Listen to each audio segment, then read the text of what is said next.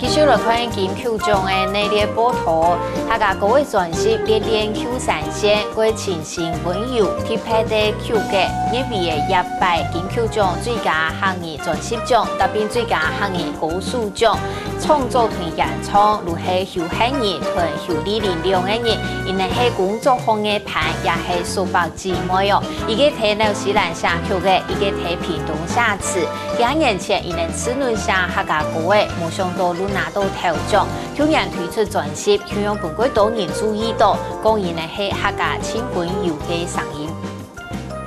一讲讲秀才郎。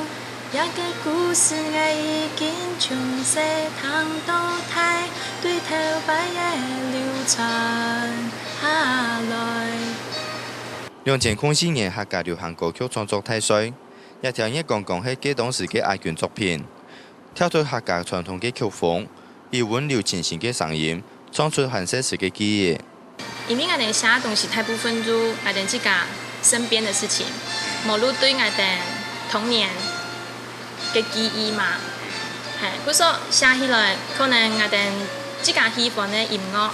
不是那種傳統的東西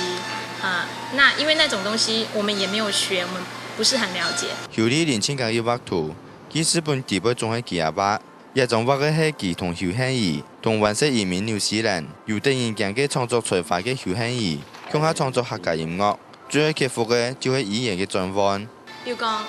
有的會發我哋國語發音，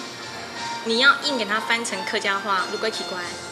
係，不上唔愛上嘅詩，念起來又要順，